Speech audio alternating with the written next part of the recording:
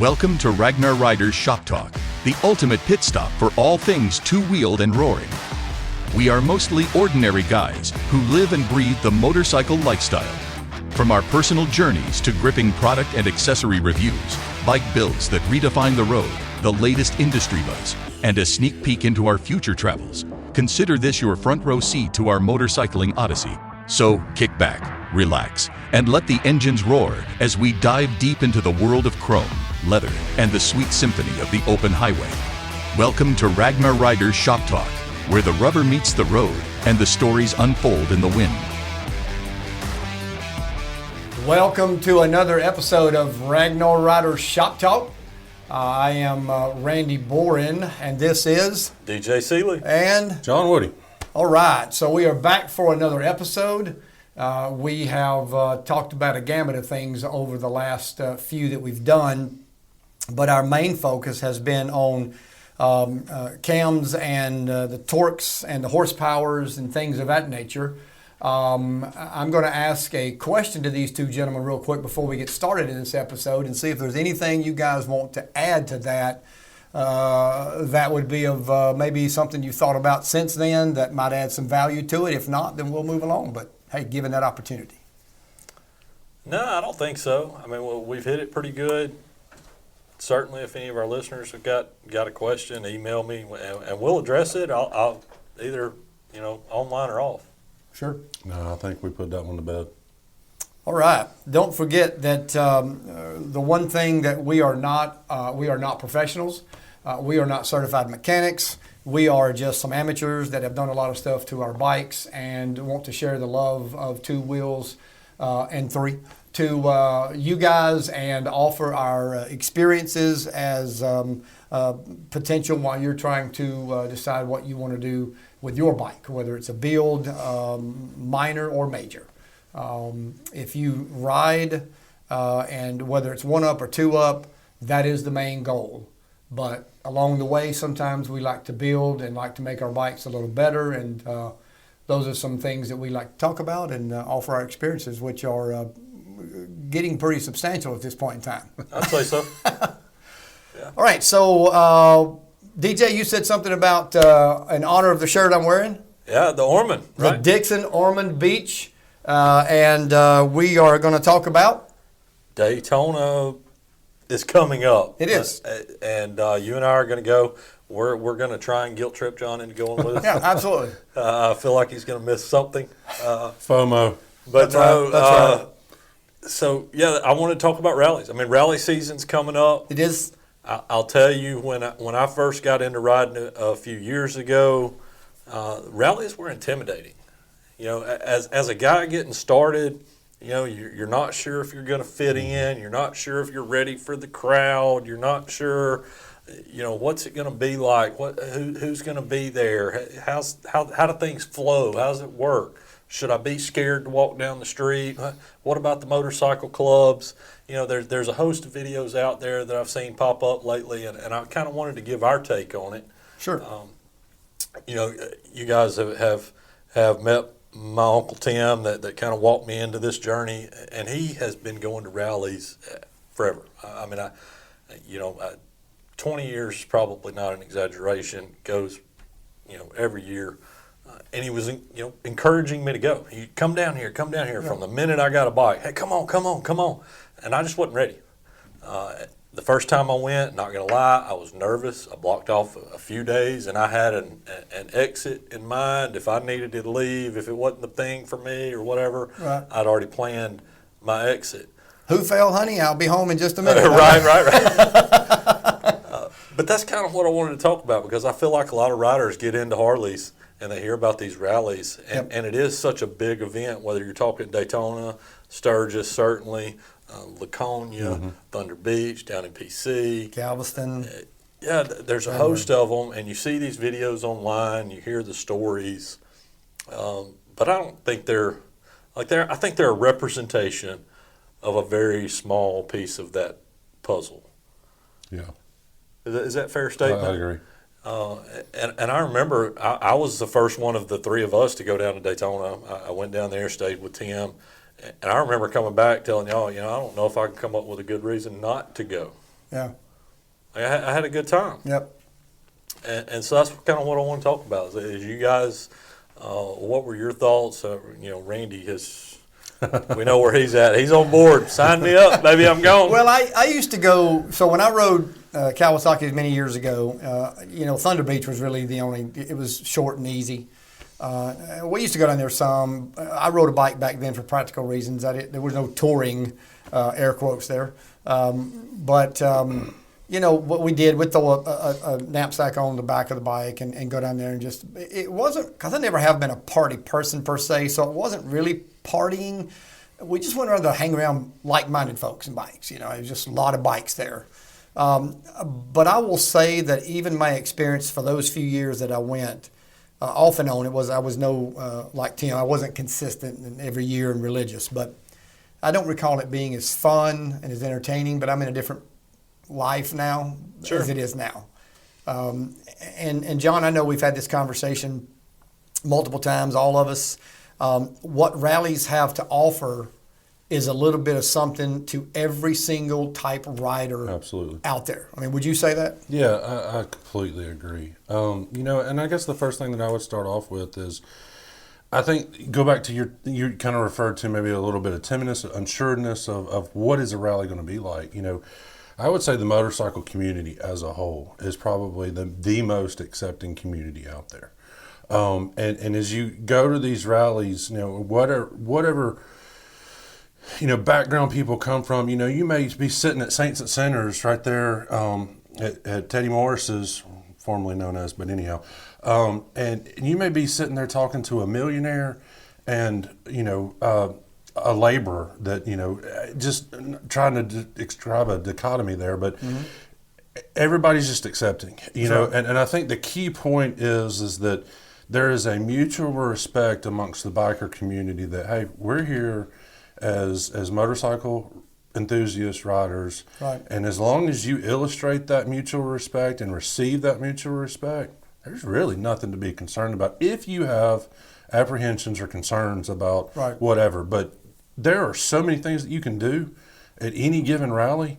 If you want to be at the night bike scene where everybody's showcasing their bikes, that's available. If you want to be there doing the vendors and learning what's out there and talking and building relationships, that's available. Right. If you want to go out and do rides and see different, going up A1A up towards the lighthouse, I mean, that's a beautiful experience. You're right there on the beach. Anything that you want to make out of it is available to you at these rallies. So don't feel like, based off what you've seen on some videos, that's exactly what it's going to be. I think it takes, you may be a ditch digger, you may be a welder, you may be a banker, you may be an investment guy, you may have inherited your money, whatever your lifestyle is away from a rally. I think when we come to a rally, I think we all come down to here. We're just riders. We're just riders. We the biking community, the biking world, there are very few things, and I'll equate it to fishing. I do a lot of fishing, have all my life. That if I'm pulling my boat and I go somewhere and I see another guy pulling his boat, there's some camaraderie instantly right there. Mm-hmm. May not be going to the same tournament, may not be going to the same direction, but we both have the same passion, so there's a little bit of connection there. And I've told DJ multiple times, that is my feeling about going to a rally, is I am among, like-minded folks that you somewhat feel the same as I do, otherwise you wouldn't be here, because it's not cheap to go. It's not overly expensive, but it's definitely not free. There's money, and it takes time off of work. It takes time away from your family. So in order to have that hobby or do that passion, you've got to be able to love it, enjoy it for what it brings to your life. Yeah, and I can say that unlike Randy's fishing, metaphorically going to a rally, sometimes you catch fish. Yeah. No, kidding. It's like assholes. There's one everywhere, no matter what. So. No, I mean these guys are right. There's something for everybody, and I would encourage you not to be intimidated. If you want to go, You'll know quickly where you fit in. Oh, absolutely. There's no qualms about that. You'll figure it out. Yep. You'll see people that you identify with more than others. You'll see That's right. places I don't need to go there, but there is something for everybody. I love the ride from Flagler to St. Augustine. Beautiful. Is it's not an exhilarating twisties ride, but it is a beautiful ride. Good roads, laid back, chill. Beautiful ocean views. Love that ride. We went to Destination. We spent a lot of time at Destination looking at the new parts, talking to vendors. That's where most of the vendors kind of. How much money would you say we Hang out spent at there. Destination in the Let's not last go. 2 years? Let's not go there. I don't know that our wives want to know. Yeah, I don't know anybody. This is where you go bleep bleep bleep beep beep. Yeah. But you're right. It's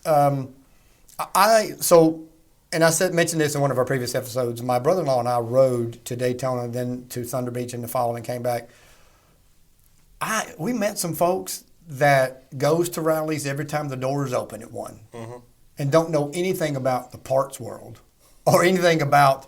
Now they may go walk around for a minute, but they don't go there to builds. They don't go to buy lights. They don't go to have stuff put on. They go there to ride, and they go there to meet other people.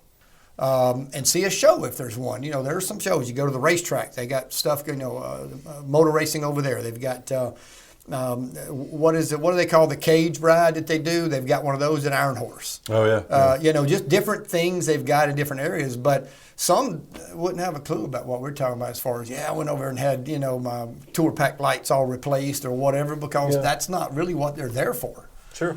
So there's different aspects of it for different people. Yeah, I mean, if you want to go down there for the party scene, that's there. Trust me, Cabbage that is Patch, definitely there. Over to Main Street. Yep. Yeah, Main Street, Cabbage Patch. That's opportunities Yep. there if that's what you're looking for. But if if you're wanting to educate yourself on different parts out of the market, and I think, and I don't know, I may be getting ahead of ourselves, but that was probably my biggest takeaway once I started going to rallies. You kind of. I don't know. You kind of get conditioned into your local area, your local dealer.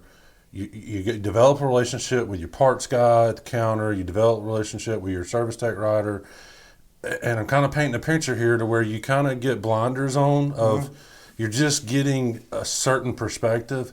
The beauty of going to some of these rallies and some of the bigger ones where you got more prominent vendors at, you've got the opportunity to build, let's just face it, relationships directly with the company. Sure. And I feel like we've been very fortunate in doing that, just I guess maybe through our southern hospitality or whatever. But I felt like, I can name off several vendors here that we have a relationship with that we could text at any given moment if we've got a question. Correct. With respect, don't get me wrong, of their time. But, the education that I got of being able to actually say, hey, I'm hearing this, I'm being told this, but I really want to do this. How do I make it happen? Oh, well, I'll tell you what, if you'll go see so-and-so down a few tents, he's got a bracket that will make that happen for you. I remember having that conversation with at the Clockworks tent. And, they have a network of each other. And so as you get into the customer relationships.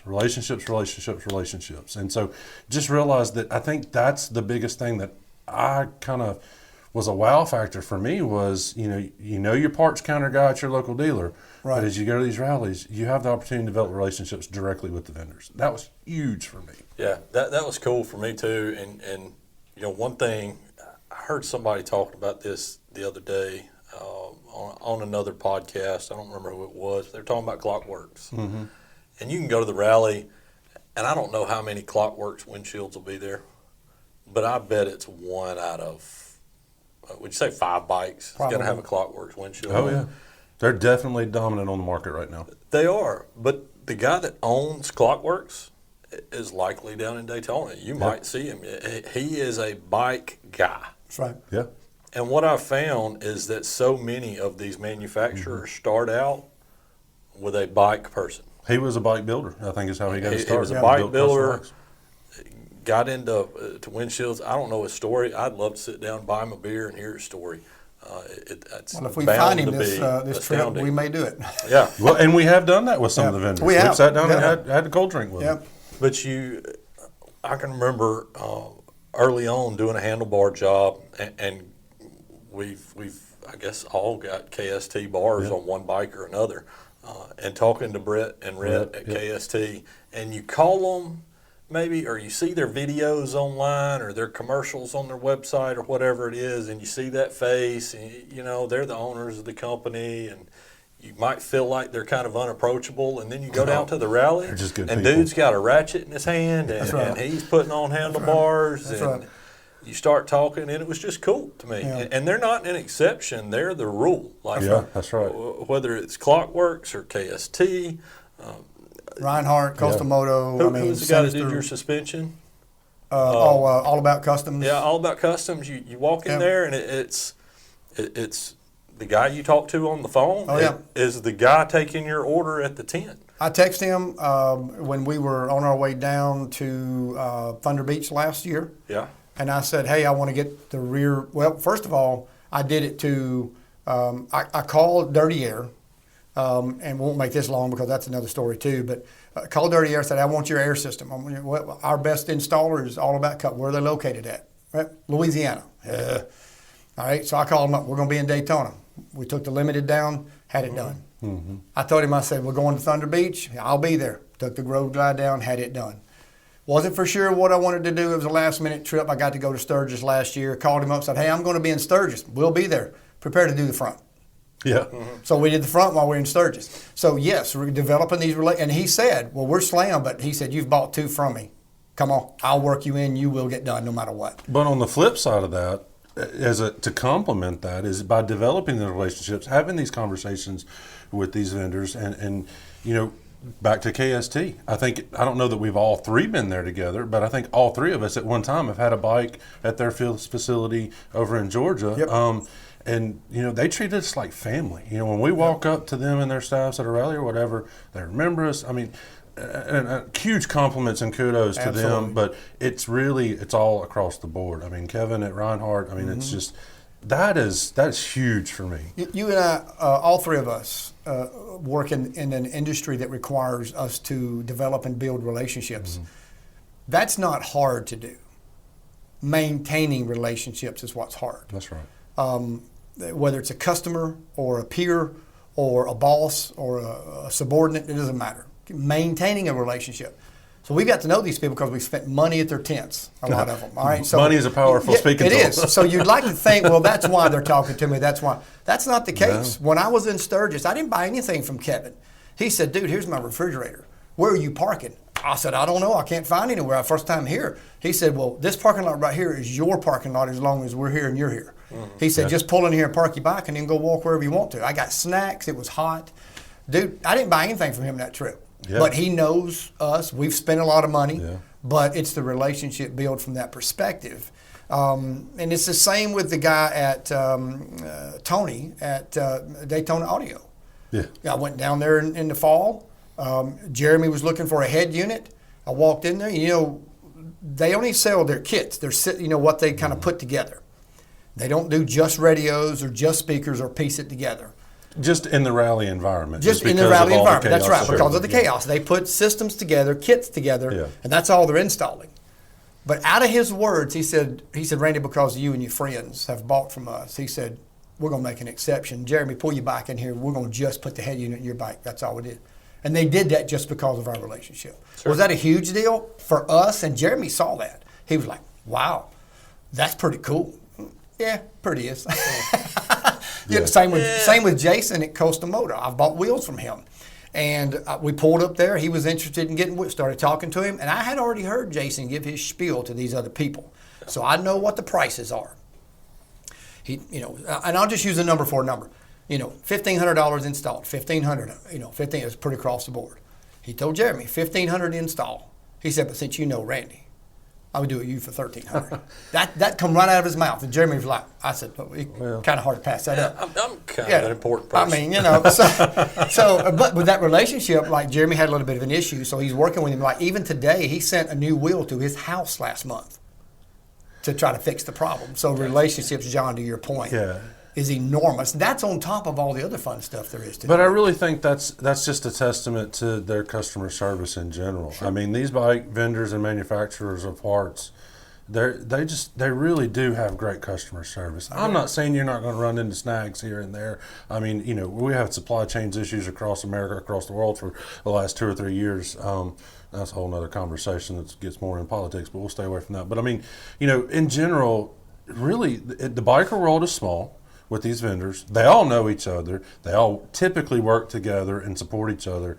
But they really care about the industry and their customers. They have great customer service, and just taking the time to get face to face with them, develop those relationships.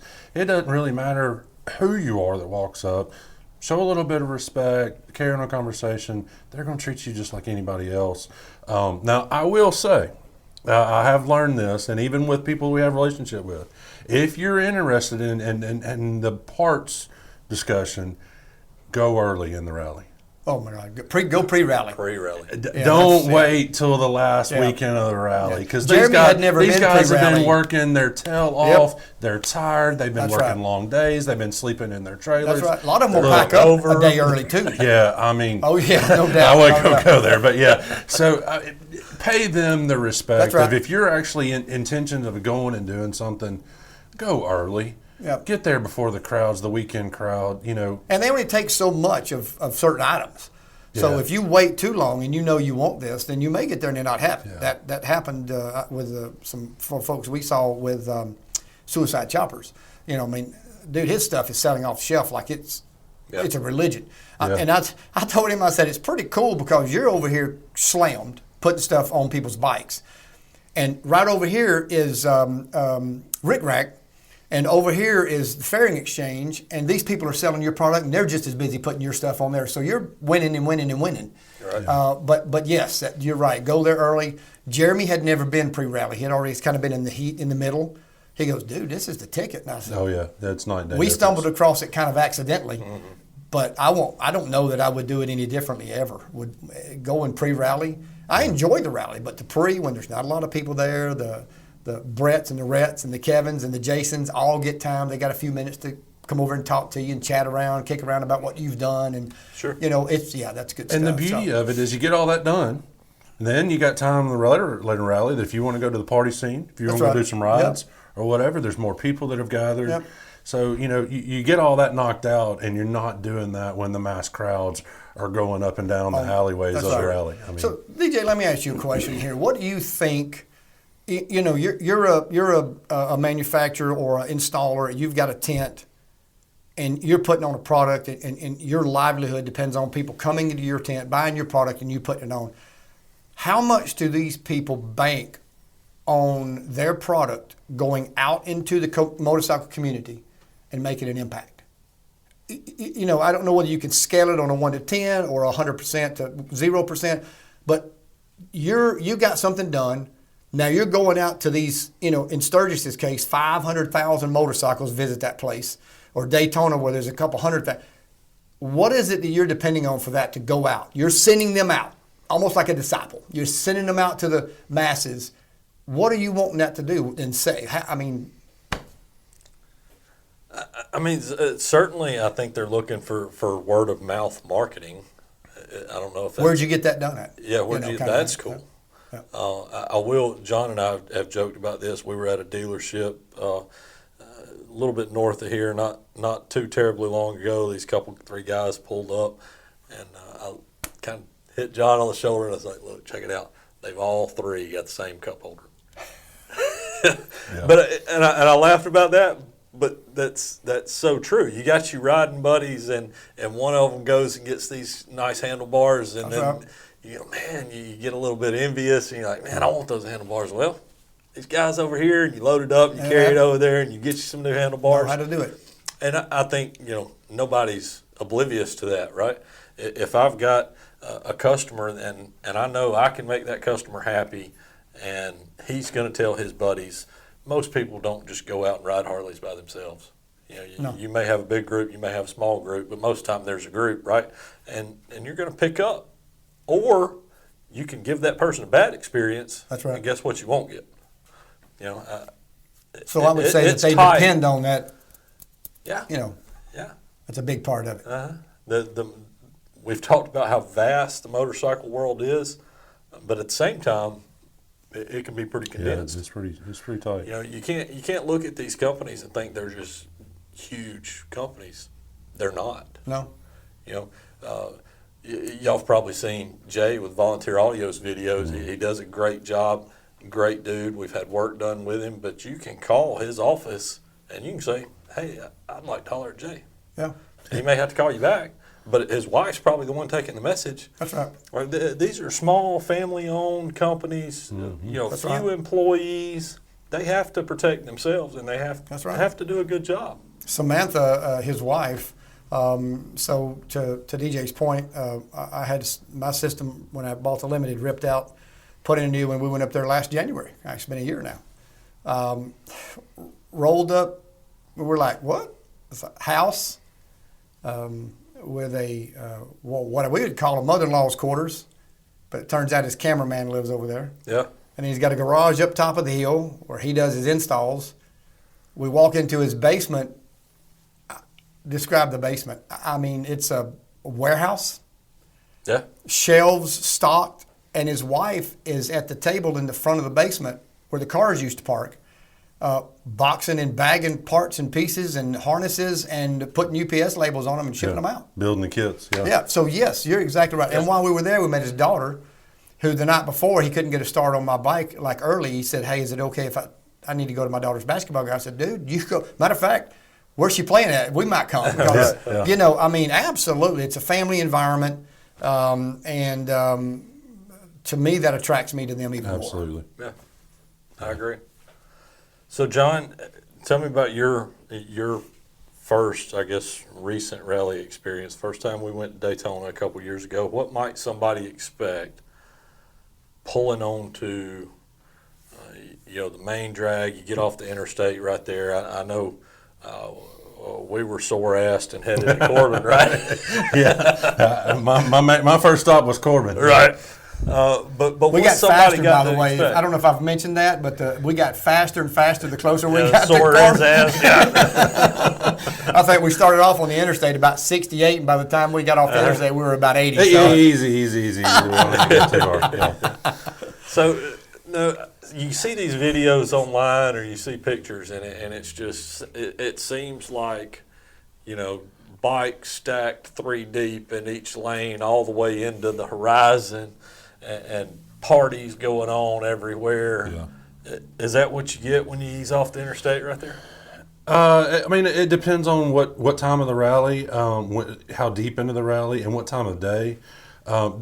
Is there times where that's the case? Yes, but it's not all the time. You know, I mean, depending on obviously early in the morning is a lot less traffic versus mid to late afternoon. So as you plan your day and what you want to do, I would suggest be mindful of that.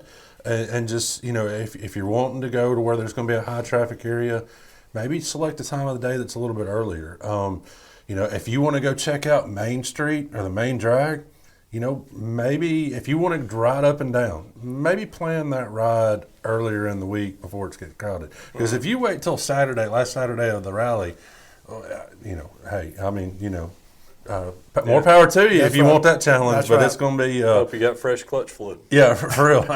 Yeah, and I hope it's not 95 degrees plus too. So Well, you know, it's those rallies that go those 10 days or cover 2 weekends, Yeah. like Daytona, Sturgis, Laconia, Myrtle Beach, some of those guys.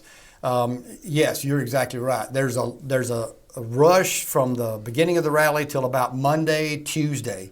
And then Tuesday, Wednesday, Thursday is a little bit, if you're staying for the whole thing, you get that little bit of slow time. And then that Friday morning, Thursday night, Friday morning, it picks back up, and both weekends are just Well, dense the as it can be. weekends, certainly with Daytona and Panama City, the weekends you got local traffic coming in. Oh, absolutely. yeah, During the week, the local guys are, you know, they're back at work, and it's just people that traveled from out of town to be there. So certainly during the week, there's a dead zone. But yeah, I would agree with that, John.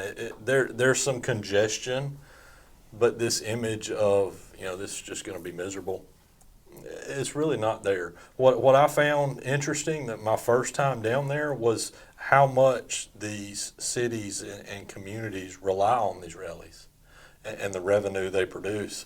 And I remember just kind of being astonished that The first time I went to destination, I parked at the gas station there and there's somebody there directing traffic, and you pay a little bit of money to park, but hey, whatever.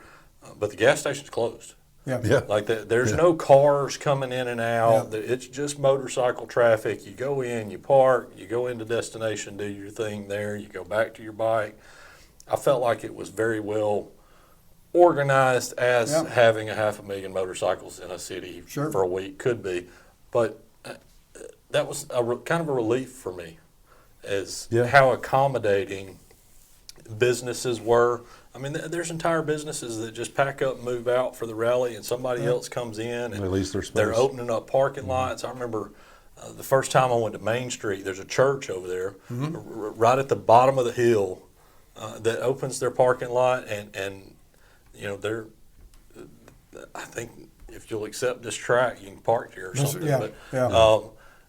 It was cool to me. You didn't have to deal with going up and down Main Street if you didn't want to. Certainly, if you want to, It's there. it's there. Yeah.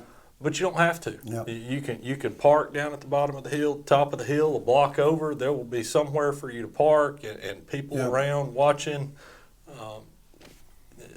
Don't be afraid of that.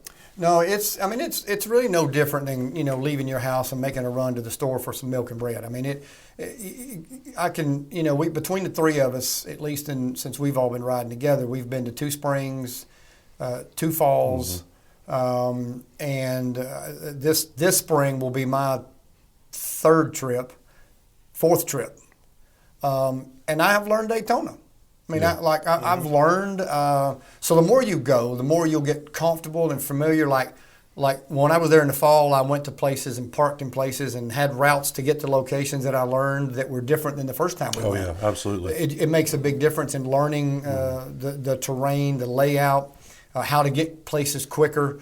You know, and of course they're constantly moving cones and routing traffic based on what they feel the need's going to be.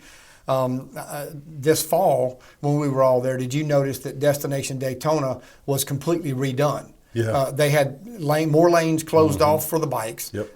And the U-turn there at the red light was no longer available. It was pre-rally. You had to go on down. But once the rally started on like Friday morning, whatever that was, they Yeah. closed that, so you had to go on down a mile or two and loop and come back around. But that's So- actually a good thing. Oh, know I that agree, seems absolutely. like an inconvenience. But they're there's a reason constantly for it. being aware Yeah. of what's going on and making sure that they're accommodating, as you said, you know, everything as well. So if you're, you know, listeners, if you're a first time, this is your first trip to go to, say, a Daytona or a rally or whatever, I would, and back to DJ's question, if you're worried about that congestion because of maybe your skill level as a rider or whatever factor it may be, but if that's a concern about the congestion and you know, and just wearing your clutch out as you're going down Main Street or the Strip or whatever, you know, plan your trip such that you can, there's houses that you can rent. You know, maybe you don't stay on A1A. You know, I took my brother down there for his first experience, and we rented a house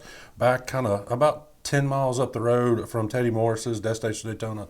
And, you know, we could slip in and slip out and no traffic. I mean, it was great, you know. And then if we wanted to go over to A1A, we could take some roads up to the north and kind of bypass Ormond Beach Boulevard and stay away from that and get over to A1A, see the beach, head up to north to St. Augustine's. I mean, there's ways that you can manage your trip and your experience so that you're not dealing with that. So that would just be my suggestion is, you know what your limitations are, know what you're wanting to get out of the trip, and just plan accordingly. But anything that you want to do, I promise, is available. Yeah. Just whatever you want to do. You make agree. your trip how you want to. I agree, and I think you know, I think Daytona has its own nostalgia period. All right, you've got the beach, it's Florida, it's the International Speedway. I mean, you know, Daytona, Talladega, NASCAR. I mean, that's a big deal.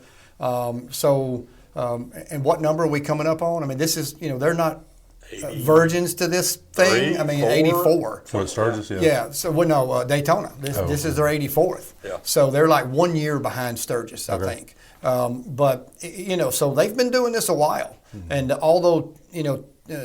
Teddy Morrison's and some of the area exist in a city limit-wise Ormond Beach, Daytona Beach, Ormond Beach, Flagler Beach, all the way up to that far down, New Smyrna Beach. That whole area is just encompassed with bikers. Our first time there, and then in the spring last year, we stayed in a little gated community near Outriggers. If you go down, you got to go there. Yeah, A+.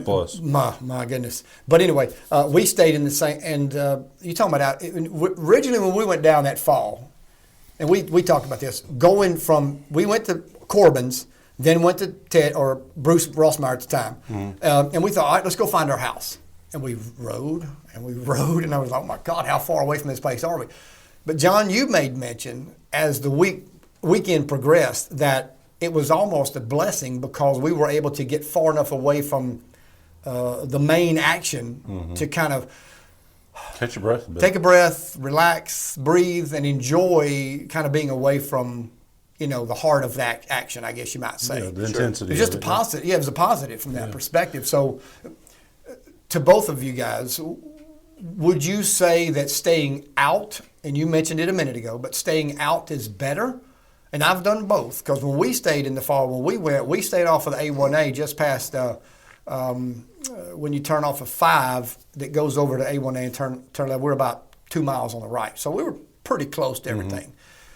What do you guys say? Stay out, stay in? I mean, what? Yeah, go. Just depends on what you're wanting out of the trip. Yeah, I don't know that there is a good, bad, indifferent. I did enjoy staying in New Smyrna. Yeah, I did. We got up a couple mornings. We had things getting done to the bike. We had appointments at 8 o'clock in the morning. I can remember us getting up, before the ladies, and that ride in the morning. The air's crisp, the sun's coming up. The weather's good. Those were nice rides. I enjoyed those. Same thing in the evenings. You've spent the day out riding or doing what you're doing at the rally, doing rally things. Maybe there's been some traffic. Maybe you went and did a ride coming back, but then you get that 30-minute ride home to kind of decompress and chill out a little bit. Yeah, I agree. I enjoyed that, but at the same time, you don't have to. Yeah. If you want to stay close to the action, by all means, stay close to the action. You can take off and go wherever you want to go. I agree. And it really doesn't matter, I was going to say it doesn't matter necessarily income-wise. I mean, yes, there are some higher ends of town you can stay in than others, but the Motel 6 is expensive in the rally because everybody raises the price, all right? So, to a degree, you're going to pay. It's just a matter of kind of what, as John said, kind of what you want to get out of it. If you're a partier and you think you might drink too much and you want to stay somewhere in a tent or a campground near the Iron Horse or Broken Spoke or somewhere like that, then so be it, and that's good for you, so you can kind of walk around after you've been drinking. Fantastic. If you don't do that and you're kind of like us and you kind of enjoy that ride back to your place at night and you get a little solace and a little quiet time, that's there as well. So I think you get a little bit of it all that way. In that planning, I think it's worthy of mentioning, and I don't want to get into a discussion about riding versus trailering. Look, that's a whole. We will. Yeah. Okay. Fair enough. I've got notes. I want to point out that if you decide to trailer, and really this time of year, the first week of March, some of our brothers that come down from New England, I mean, they're still dealing with ice and snow. They're hoping they can get out. Exactly. I mean, so, if you're planning on trailering, plan ahead. What I learned let's say you rent a house. There's some cities, if you're inside city limits, that have ordinances. I don't care how big the driveway is to fit your 7x16, 8.5x20, whatever. They're going to write you a ticket because there's an ordinance that says you can't have that trailer sitting in that driveway. That's a city ordinance. Plan it out. Do your research. Do your due diligence. A lot of these storage places will sign you some short-term contracts or whatever. Check with your condominium or your motel. See if they have accommodations for you. There's people that rent out their yards. Buyer beware. Just be careful. Sure. But just do your research. Plan ahead on that. Don't think that you're just going to be able to pull down there and pull your 8.5x20 trailer and find somewhere to park it. Yeah. Think about that. Yeah. You got to give that some consideration. But at the same time, you're not the only one pulling a trailer down there. There's been plenty of people that have done that. There's accommodations there. You just got to seek them out and find them. Yeah. The racetrack's got storage Yep. available. I've heard some of the marinas will open up, let you park trailers there, mini storage places. There's plenty of real estate around for you to park your trailer That's and right. leave your trailer or your truck, whatever you want to do there. But certainly John brings up a good point to just give that some consideration and don't think you're going to stay at the Hampton Inn and think you're going to get 2 parking spaces for your motorcycle and 2 parking spaces for your truck and trailer. That's right. And you're probably going to get the motorcycles accommodated. You're probably going to have to take the truck and trailer off site somewhere and park those. And there may be a fee with that. Well, everybody's apt to make a buck or two. So when the rallies roll into town, whether it be a church or a house, they're going to put up a sign that says $10 whatever to park your bike if you want to park for a whatever, and then maybe $40 for the weekend for your trailer and truck. I mean, it's not hard to find, but you do kind of have to dig a little bit. Thunder Beach is the same way. I guess most all your rallies, because trailering is a big thing today. So I've got a 8.5 by 18. I think yours is about the same size, John. So and we've both pulled them down there. When we went last spring, we rented a storage place, $35.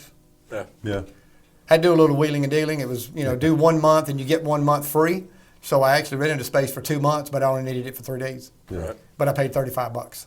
So one thing I want to bring up, have either of you felt unsafe at a rally? No. No. No.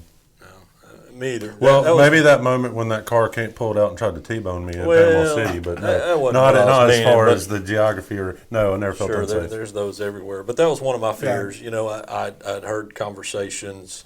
I think me and Jeremy had a conversation about, the MCs down there. And, not going to lie, they're down there. Oh, they are.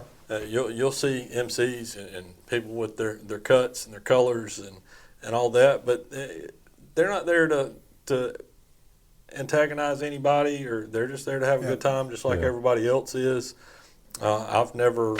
You treat people with respect, you don't have an issue. Yeah. For the most part, they're like you said, DJ. They're there for the same reason we are, and that's to enjoy the rally. Yeah. Could something happen that could invoke a situation? Oh, absolutely. But I don't.